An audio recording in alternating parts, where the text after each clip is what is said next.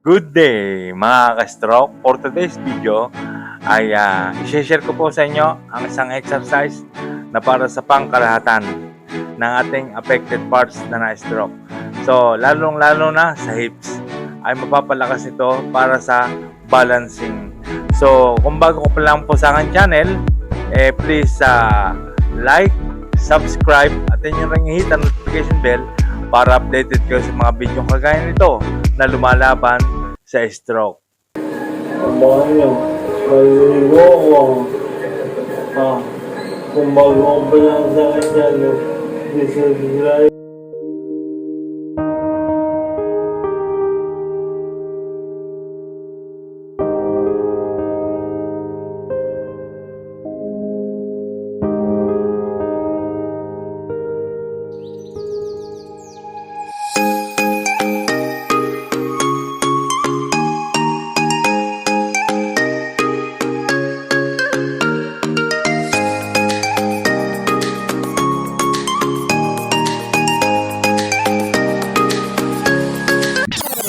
Ayan, nakaload po tayo sa kama.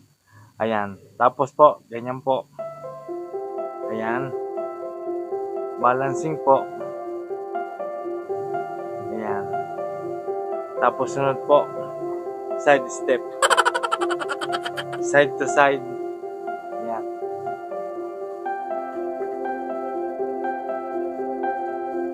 Ayan. Tapos sunod po, pag ganyan po, sa harap. Ayan. Binababa po. Tapos baba.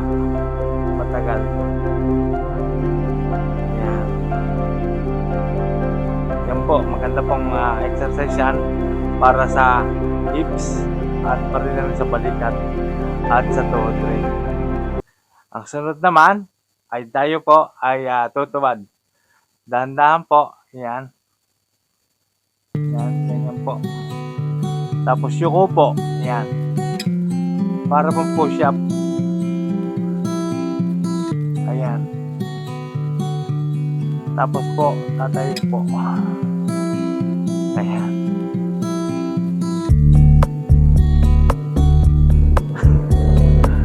Ayan, medyo masakit po yung sa likod. Ayan.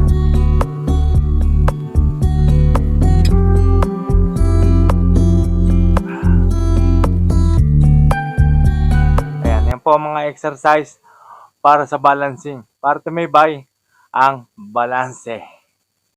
Mga ka-stroke, yun po mga pinakita ko po sa inyong exercise na nakaluhod. Ayun po, ay totoong magpapalakas ng ating hips at ng ating bewang para sa matibay na balanse at matibay na pagkakatayo. At magagamit din natin yan sa paglalakad para makontrol natin ang balanse para hindi agad tayo basta-basta natutumba. So gawin natin din yan sa ating daily routine. Pwede natin isingit ang exercise na iyan para sa pagpapatibay ng ating tindig at paglakad para sa ating balanse. Ayan, so gawin natin yan. Minsan kasi may time tayo na pag naglalakad, parang na out of balance tayo, di ba? At yan po ay dahil sa mahina pa ang ating hips, ayan, at saka yung ating tuhod. Kaya tayo na madaling matumba dahil sa mahina pa ang ating pambalance. So, dapat yun ang ginagawa natin mga exercise. Malaki may tutulong noon para tumatag ang iyong tindig at saka pati habang naglalakad ka ay yung hindi ka nag-aalangan na matutumba, masusuportahan mo kaagad ng lakas ng bewang at saka ng hips. Pati na rin ang tuhod ay makakasuporta sa iyong paglalakad. Kaya malaki po may tutulong ng exercise na iyon. At yan po ay base rin sa aking experience at talagang nakatulong din sa akin. Basta ang technique dyan ay tuloy-tuloy lamang na gawin natin ang mga exercise na iyon. Meron kasi akong isang followers na nag-comment na exercise siya ng exercise pero parang wala raw progress, wala nangyayari at siya ay nawawala na ng pag-asa. So parang umuwi na ulit sa pagka-depress. So ang technique lang naman talaga dyan, talagang matagal ang progress. So dapat dire-diretso lamang. ikaw din naman ang makakaramdam na talaga may pinagbabago eh. Kung talagang ginagawa mo, kung talagang dire-diretso. Ayan, so tayo naman lahat naman ng tao, kahit sino, isa naman ang ating kinatatakutan at talaga namang hindi natin matatakasan ay ang kamatayan. Talagang nakatakda yan. Pagka na-depress ka, gusto mo na mangyari yun. Pero binuhay pa nga tayo eh. Binaistro ka pero nabuhay ka. So ibig sabihin, lumabang ka, ipagpatuloy mo ang pakikipaglaban, tulungan mo ang iyong sarili. Yun lang naman ang technique dyan eh. At gumalaw ka ng gumalaw. Yan ang sinasabi ko. Kasi kung wala kang gagawin sa iyong sarili at magpapatumpik-tumpik ka, talagang matagal ang progress. Kailangan may gawin ka. Kailangan sipagan mo. Kasi ang sarili mo ang mas makapagpapagaling sa iyo. Kailangan makikooperate ka sa iyong sarili.